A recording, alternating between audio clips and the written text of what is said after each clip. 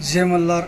आईराजा उदौद, येडेश्वरीचं उदौद, काळेश्वरीचं चांग भले, गणपती बाप्पा मोरया, मंगलमूर्ती मोरया. तर आता बघा, गौरी गणपतीचा सण चालू आहे. आज गौरीही येणार आहे. तर बऱ्याच जणाला प्रश्न पडलेला असतो की गौरी आणि गणपतीचं नेमकं नातं काय आहे.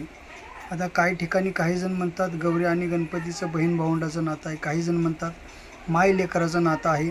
परंतु याच्या मागचं सत्य काय आहे, याच्या मागची नेमकी सत्य कहाणी काय आहे, चला तर आपण या व्हिडिओमध्ये पाहूया. वास्तविक गणपतीला गौरी नंदन म्हणलं जातं.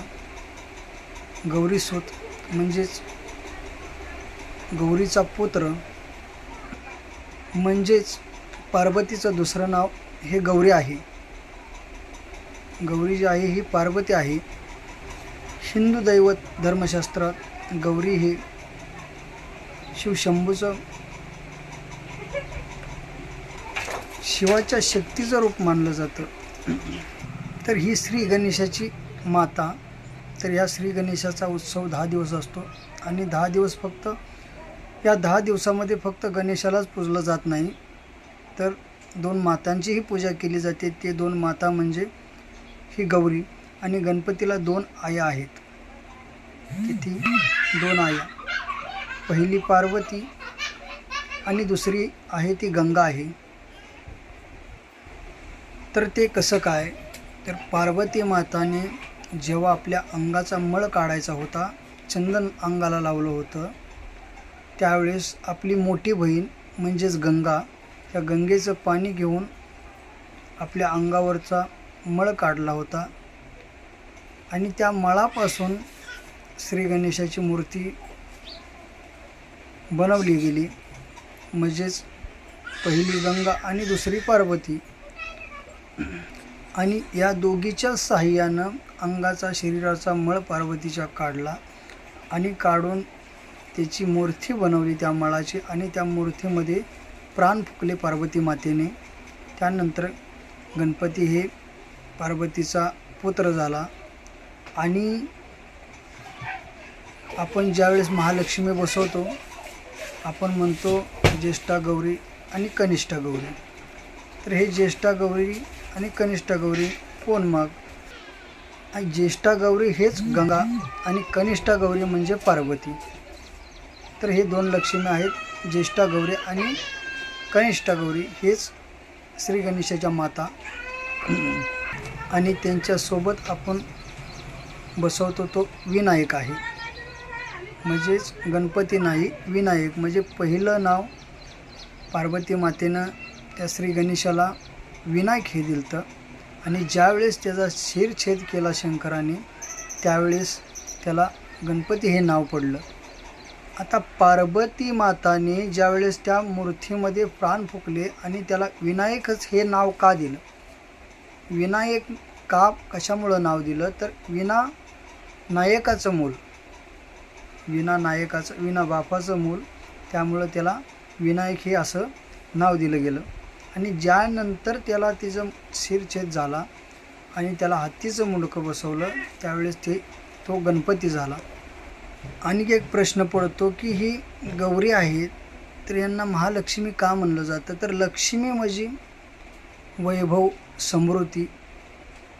आणि याच दोन्ही मातांनी गणपतीला जन्माला घालून एक वैभव आणलं आणि निर्विघ्नता संपूर्ण जगामध्ये, संपूर्ण सृष्टीवर निर्विघ्नता केली. बघा, सगळे दुःख नष्ट केले. म्हणून यांना महालक्ष्मी म्हणलं जातं. भाद्रपद महिन्यामध्ये श्रीलक्ष्मीचं पूजन करून अखंड सौभाग्य प्राप्त करण्यासाठी स्त्रिया हे व्रत करतात. तर आता काही जणाच्या मनामध्ये प्रश्न पडतो की अंगाचा मळ काढून गणपतीला जीवदान द्यायचं किंवा गणपती तयार आपल्याला एक पुत्र पाहिजे असं पार्वतीच्या मनामध्ये कसं काय आलं, कशामुळं आलं? तर बघा, पार्वती ज्यावेळेस आंघोळ करत होती, आंघोळ करत असताना नंदीला सांगितलं राखण करण्यासाठी की मी आंघोळ करते, कोणाला आतमध्ये येऊ देऊ नको नंदी. ठीक आहे म्हणला. परंतु शंकर आले आणि शंकर आज जात असताना नंदीने अडवलं नाही, कारण देवादिदेव शिवशंभू आहेत, त्यांना आपण कसं अडवायचं? फक्त सांगितलं आणि शिवशंकर आत गेले. यामुळं आत गेल्यानंतर पार्वती देवाला म्हणली की देवा मी स्नान करते आहे, तुम्ही बाहेर जावं. त्यानंतर शिवशंकर गेले. परंतु पार्वतीच्या मनामध्ये प्रश्न पडला की आपण नंदीला सांगितलं असूनही पतिदेव शंकर आतमध्ये येतात. मग यासाठी आपला कोणीतरी आपला शब्द ऐकणारा असावा. आणि त्यावेळेस नंदीला सुद्धा पार्वती माताने शाप दिलेला आहे. मी पुढच्या एखाद्या कथेमध्ये सांगेन ते कुठला शाप दिलेला आहे. शंकरानेही गाईला दिलेला आहे आणि पार्वती मातेनेही नंदीला शाप दिलेला आहे. तर ती कुठला शाप दिलेला आहे मी पुढच्या व्हिडिओमध्ये एखाद्या सांगेन तुम्हाला. मग यानंतर पार्वतीने गंगेचं पाणी आणलं. गंगेचं पाणी आणून आपल्या अंगाचा मळ काढून त्या गणपतीची मूर्ती तयार केली आणि नंतर त्यामध्ये प्राण फुकले.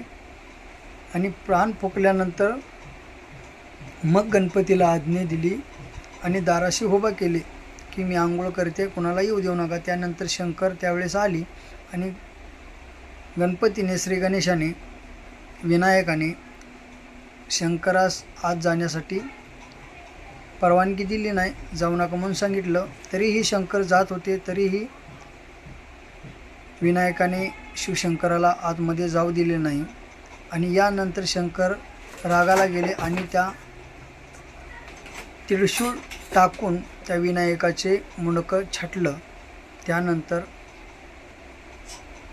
हत्तीचं त्या विनायकाला शिर आणून बसवलं आणि ते हत्तीचं शिर बसवल्यानंतर मग आपण त्यांना गणपती बाप्पा असं नाव दिलं.